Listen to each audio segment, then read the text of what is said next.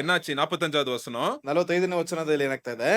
யூதர்கள் ம். ஜனக்கூட்டங்களை கண்டபோது பொறாமையினால் நிறைந்து பொறாமையினால் நிறைந்து பவுலினால் சொல்லப்பட்டவைகளுக்கு ஆ, எதிரிடையாய் பேசி ம். விரோதித்து தூஷித்தார்கள். தூசணம் பண்ண ஸ்டார்ட் பண்ணிட்டாங்க. யார்ரா நீ என்னடா புது போதனை கொண்டு வர அப்படின்னு பவுலையும் பர்னபாவையும் என்ன பண்றாங்க, தூசிக்க ಸ್ಟಾರ್ಟ್ பண்ணிடுறாங்க. ಅಲ್ಲಿ ಪೌಲ ಬಾರ್ನಬನನ್ನ ನೀನು ಯಾರು ಈ ರೀತಿಯಾಗಿ ಮಾತಾಡ್ತಾ ಇದ್ದಿಲ್ಲ ಎಂಬುದಾಗಿ ದೂಷಣೆ ಮಾಡುವುದಕ್ಕೆ ಪ್ರಾರಂಭಿಸ್ತಾ ಇದ್ದಾರೆ. உடனே பவுல் பர்னபா என்ன சொல்றாங்க, பதில் சொல்றாங்க. 46வது வசனம். 46ನೇ ವಚನದಲ್ಲಿ ಪೌಲ ಬಾರ್ನಬನು ಅಲ್ಲಿ ಏನು ಉತ್ತರವನ್ನು ಕೊಡ್ತಾ ಇದ್ದಾರೆ? அப்பொழுது பவுலும் பர்னபாவும் தைரியம் கொண்டு அவர்களை நோக்கி, முதலாவது உங்களுக்கே தேவ வசனத்தை சொல்ல வேண்டியதா இருந்தது. நீங்களோ அதை தள்ளி உங்களை நித்திய ஜீவனுக்கு அபாத்திரராக தீர்த்து கொள்கிறபடியினால் இதோ நாங்கள் புறஜாதியாரிடத்தில் போகிறோம். பாருங்க, கிளீனா புரியுதா இப்போ? என்ன ஆகுது இந்த இடத்துல ஒரு சேஞ்ச் ஆகுது. என்னதுன்னா, ஃபர்ஸ்ட் ஆண்டவர் என்ன பண்ணாரு, இயேசுவை பத்தி யார்கிட்ட சொல்ல இந்த சுவிசேஷத்தை நற்செய்தியை யாருக்கு கொடுக்க சொன்னார் ஆண்டவர்? பவுல் மூலியமாய் யூதர்களுக்கு. ಅಲ್ಲಿ ಮೊದಲನೇದಾಗಿ ನೋಡುವಂತದ್ದು ನೋಡೋದಾದ್ರೆ ಪೌಲನ ಮೂಲಕವಾಗಿ ಮೊದಲ ಒಂದು ಸುವಾರ್ತೆ ಯಾರಿಗೆ ಅಂತಂದ್ರೆ ಯಹೂದರಿಗೆ ಅದು ತಿಳಿಸಲ್ಪಡ್ತಾ ಇತ್ತು. அது வேண்டாம் அப்படின்னு சொன்னவனே யாருக்கு போச்சு சுவிசேஷம்? புறஜாதி ஜனங்களுக்கு. யாரு? நம்மள மாதிரி இந்தியா நாடு, வேற நாட்டுக்கெல்லாம் என்ன ஆயிடுச்சு, சுவிசேஷம் வந்துருச்சுங்க. ಅವರು ಬೇಡ ಎಂಬಂತ ಸಂದರ್ಭದಲ್ಲಿ ಅನ್ಯ ಜಾತಿಯರು ಎಂಬುದಾಗಿರುವಂತ ಸಂದರ್ಭದಲ್ಲಿ ನಮ್ಮೆಲ್ಲರಿಗೂ ಅಂತಂದ್ರೆ ಅನೇಕ ಭಾಗಗಳಿಗೆ ಸುವಾರ್ತೆ ಇರ್ತಕ್ಕಂಥದ್ದು ಬರಲ್ಪಟ್ಟಿದೆ. நம்ம ரெண்டு ரெண்டு ரெண்டு ரெண்டு பகுதிக்கு 2 செஷனுக்கு முன்னாடி நம்ம ஒரு வாட்டி பார்த்தோம்ல, பேதுரு வாழ்க்கையில அப்படிதானே. ஃபர்ஸ்ட் வந்து யூதர்களுக்கு தான் அவர் வந்து மெசேஜ் பண்ணிட்டு இருந்தார். அப்புறம் ஆண்டவர் வந்து அந்த இதை கொடுத்து என்ன, அந்த ஒரு தரிசனத்தை கொடுத்து யார் வீட்டுக்கு போக சொன்னாரு? கொர்நேலி வீட்டுக்கு போன சொன்னார். அதே மாதிரி இப்ப யாருக்கு நடந்துட்டு இருக்குது?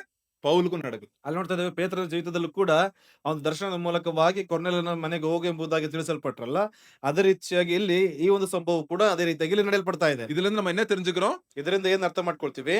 ஜாதி, ಜಾತಿ, அப்புறம் மொழி, ಭಾಷೆ, நாடு, ஜனக்கூட்டம், ಅಲ್ಲಿ ಜನಾಂಗಗಳಾಗಿರ್ಬೋದು, இதெல்லாம் ஆண்டவர் வந்து என்ன பண்ண மாட்டாரு?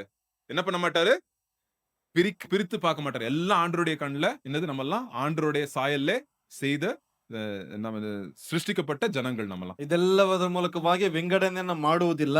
ನಾವು ಅದೆಲ್ಲ ಮೂಲಕವಾಗಿ ಹೇಳುವಂತದ್ದು ಎಲ್ಲರೂ ದೇವರ ಸ್ವರೂಪದಲ್ಲಿ ಉಂಟು ಮಾಡಲ್ಪಟ್ಟಿರ್ತಕ್ಕಂಥ ಜನರು ಎಂಬುದಾಗಿ. சோ உடனே என்ன பண்றாங்க, புது ஊருக்கு ஈகோனியம் அப்படின்ற ஊருக்கு அவங்க போறாங்க.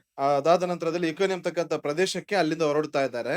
சோ அப்போ வந்து பாருங்க, அந்த 51வது வசனம் 52வது வசனத்தை படிங்க. 52ನೇ ವಚನವನ್ನು ನೋಡ್ರಿ. இவர்கள் தங்கள் கால்களில் படிந்த தூசியை ம். அவர்களுக்கு எதிராக உதறி போட்டு இக்கோனியா பட்டணத்துக்கு போனார்கள். சீஷர்கள் சந்தோஷத்தினாலும் பரிசுத்த ஆவியினாலும் நிரப்பப்பட்டார்கள். பாருங்க, அவங்களுக்கு வந்து கால் தூசியை தட்டிட்டு போறாங்க. நீங்க எங்க இருந்து விரட்டுறீங்களா சார், நாங்க வேற இடத்துக்கு போறோம் அப்படின்னு வேற ஊருக்கு போறாங்க. ನೀವು ನಮ್ಮಿಂದ ಇಲ್ಲಿ ಓಡಿಸ್ತಾ ಇದ್ರಲ್ಲ ಎಂಬುದಾಗಿ ಅವರ ಕಾಲಿಗೆ ಹತ್ತಿರ್ತಕ್ಕಂಥ ಧೂಳವನ್ನ ಅವರ ಮೇಲೆ ಜಾಡಿಸಿ ಬಿಟ್ಟು ಬೇರೆ ಊರಿಗೆ ಹೋಗ್ತಾ ಇದ್ದಾರೆ. சோ அங்க இருந்து அப்போஸ்தலர் பவுலோட ஊழியம் யூதர்கள் அல்லாத புறஜாதி ஜனங்களுக்கு ஊழியம் வந்து ஆண்டிருந்து அழைத்த போல புறஜாதி மக்கள் அதிகமாய் ஊழியம் செய்தது அப்போஸ்தலர் பவுல். ಅಲ್ಲಿ ನೋಡ್ತಾ ಇದ್ದೇವೆ ಅನ್ಯ ಜಾತಿಯವರ ಮಧ್ಯದಲ್ಲಿ ಅಧಿಕವಾಗಿ ಸೇವೆಯನ್ನು ಮಾಡಿರ್ತಕ್ಕಂಥದ್ದು ಅಪೊಸ್ತಲನಾದ ಪೌಲನು. ಆ ರೀತಿಯಾಗಿ ಅಲ್ಲಿಂದ ಯೋಧರಿಂದ ಆತನು ಹೊರಟು ಹೋಗ್ತಾ ಇದ್ದಾನೆ. சோ இன்னைக்கு கூட பாருங்க, நீங்க யாரையும் வந்து தயவுசெய்து நீங்க ரிஜெக்ட் பண்ணாதீங்க. இயேசுவோட நற்செய்தியை சுவிசேஷத்தை ரிஜெக்ட் பண்ணாதீங்கன்னு சொல்லுங்க எல்லார்ட்டையும். யாராவது ரிஜெக்ட் பண்றாங்கன்னா அவங்ககிட்ட நீங்க ஐயோ ரிஜெக்ட் பண்ணாதீங்க, ஆண்டோடைய வசனத்துல ரிஜெக்ட் பண்ணாங்க, அவங்களுக்கு நல்ல சான்ஸ் போயிருச்சு, நீ ரிஜெக்ட் பண்ணாதீங்க ஆண்டோடைய வசனத்தை அப்படின்னு நீங்க சொல்லணும். நம்ம ನೀವು ಅವ್ರಿಗೆ ಹೇಳುವಂತದ್ದು ಏನಂತ ಅಂದ್ರೆ ದೇವರ ವಾಕ್ಯವನ್ನ ನೀವು ತ್ಯಜಿಸಿ ಬಿಡಬೇಡ್ರಿ, ಆ ವಿಶೇಷವಾಗಿರ್ತಕ್ಕಂಥ ಒಂದು ಕಾರ್ಯಗಳನ್ನು ತ್ಯಜಿಸಿ ಬಿಡಬೇಡ್ರಿ ಎಂಬುದಾಗಿ ಅನೇಕರಿಗೆ ತಿಳಿಸುವಂತದ್ದಾಗಿರ್ತದೆ. ஏன்னா ஆண்டோடைய வார்த்தை நம்மளை தேடி வருகிறது. நம்மள தேடி வரும்போது அதை நம்ம ரிஜெக்ட் பண்ணக்கூடாதுங்க. ದೇವರ ವಾಕ್ಯ ನಮ್ಮನ್ನು ಹುಡುಕೊಂಡು ಬರುವಂತ ಸಂದರ್ಭದಲ್ಲಿ ಅದನ್ನ ನಾವು ತ್ಯಜಿಸಲ್ಪಡಬಾರದು. இன்னைக்கு நம்ம போன் எடுக்கிறோம்னா அதுல பைபிள் ஆப் இருக்குதுங்க. அந்த பைபிள் ஆப் ஆன் பண்ணும்போது ஆண்டோடைய வசனம் அதுல வாய்ஸ் வருது. அந்த வாய்ஸ் வரும்போது நம்ம காதுல விழுது. ஆண்டோடைய வசனம் நம்மள தேடி வருது. நம்ம அதை ನೋನ್ சொல்லவே கூடாது. ಅಲ್ಲಿ ನೋಡ್ತಾ ಇದ್ದ ಸತ್ಯವೇದದಲ್ಲಿ ಮೊಬೈಲ್ಗಳು ನೋಡೋದಾದ್ರೆ ದೇವರ ವಾಕ್ಯ ಇದೆ, ಅದನ್ನ ನೋಡುವಂತ ಸಂದರ್ಭದಲ್ಲಿ ನಮ್ಮ ಕಿವಿಗಳಿಗೆ ಹೋಗ್ತದೆ.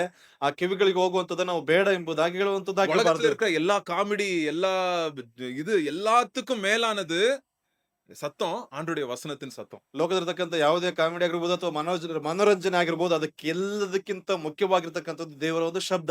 அது ஆண்டோடைய வசனம் நம்மள கூட்டிட்டே இருக்குது, சொல்லிட்டே இருக்குது, பேசிட்டே இருக்குது. பாருங்க, அந்த பையன் ஜெயில்ல இருந்தான். அந்த ஜெயில்ல இருக்கிற பையனுக்கு ஆண்டோடைய வசனம் கூப்பிட்டு அவன் இருதயத்தை மாத்திருச்சுங்க. ಅಲ್ಲಿ ನೋಡ್ತಾ ದೇವರ ವಚನ ಅದು ಕೂಗುವಂತದ್ದಾಗಿರ್ತದೆ, ಕರೆಯುವಂತದ್ದಾಗಿರ್ತದೆ. ಆ ಒಂದು ವ್ಯಕ್ತಿನ ನೋಡುವುದಾದ್ರೆ ದೇವರ ವಚನದ ಮೂಲಕವಾಗಿ ಆತನ ಒಂದು ಜೀವಿತ ಬದಲಾಗ್ತದೆ ಎಂಬುದಾಗಿ ಮತ್ತು ಅದನ್ನು ಕೂಗುವಂತದ್ದಾಗಿರ್ತದೆ. ஏன்னா இது வந்து எல்லா புக்கும் நம்ம படிக்கிறோம். அது வந்து செத்து போன புக்கு. உயிர் இல்ல. ஆனா இந்த ஒரு புக்குக்கு தான் உயிர் இருக்குதுங்க. ಮಿಕ್ಕ ಎಲ್ಲ ಬುಕ್‌ಗಳು ಅದು ಸತ್ತು ಹೋಗಿರ್ತಕ್ಕಂಥ ಬುಕ್‌ಗಳು. ಆದ್ರೆ ಇದನ್ನು ನೋಡುವಂತ ಸಂದರ್ಭದಲ್ಲಿ ಜೀವವುಳ್ಳಂತ ಸಜೀವವಾದಂತ ಬುಕ್ சோ ಆಗಿದೆ. எங்க நீங்க போனீங்கனாலும் இந்த டாபிக் என்னன்னா ப்ரீச் அபௌட் ஜீசஸ் ஆல்வேஸ். இயேசுவை பத்தி பேசுங்க எப்பவும். ನೀವೆಲ್ಲೇ ಹೋದ್ರು ಕೂಡ ಯೇಸು ಕ್ರಿಸ್ತನ ಕುರಿತಾಗಿ ನೀವು ಉಪದೇಶವನ್ನ ಮಾಡ್ರಿ. இவங்க நல்ல மெசேஜ் கொடுத்திருக்கலாம். பவுல் சொல்லிருக்கலாம். மோசே பத்தி பேசியிருக்கலாம். தாவீத பத்தி பேசியிருக்கலாம். அவர் என்ன பண்ணாரு? மோசே தாவீதோட நிறுத்தல. அவர் யார பத்தி பேசினாரு? இயேசுப்பா பத்தி பேசினாரு. ಅಲ್ಲಿ ಮೋಶೆ ಕುರಿತಾಗಿ ಅಥವಾ ದಾವೀದನ ಕುರಿತಾಗಿ ಇನ್ನೂ ಅಧಿಕವಾಗಿ ಮಾತನಾಡಬಹುದು. ಅಲ್ಲಿಗೆ ನಿಲ್ಲಿಸಲಿಲ್ಲ. ಅದಕ್ಕಿಂತ ಹೆಚ್ಚಿನ ರೀತಿಯಲ್ಲಿ ಯೇಸು ಕ್ರಿಸ್ತನ ಕುರಿತಾಗಿ ತಿಳಿಸಲ್ಪಟ್ರು ಅವರು. சோ எங்க போனாலும் இயேசுப்பா பத்தி பேசுங்க. ಎಲ್ಲೇ ಹೋದ್ರು ಕೂಡ ಯೇಸು ಕ್ರಿಸ್ತನ ಕುರಿತಾಗಿ ತಿಳಿಸ್ರಿ. இயேசுப்பா கொடுக்கிற மன்னிப்பை பத்தி பேசுங்க. ಯೇಸು ಕ್ರಿಸ್ತನ ಕೊಡುವಂತ ಕ್ಷಮಾಪಣೆಯ ಕುರಿತಾಗಿ ತಿಳಿಸ್ರಿ. இயேசுப்பா கொடுக்கிற விடுதலையை குறித்து நீங்க பேசுங்க. ಯೇಸು ಕ್ರಿಸ್ತನ ಕೊಡುವಂತ ಬಿಡುಗಡೆ ಕುರಿತಾಗಿ ತಿಳಿಸ್ರಿ. அது போதுங்க. ಅದು ಸಾಕು. ஆண்டவர் வந்து பெரிய காரியம் செய்வார். ದೇವರು ದೊಡ್ಡ ಕಾರ್ಯಗಳನ್ನ சரி ಮಾಡಲು 14வது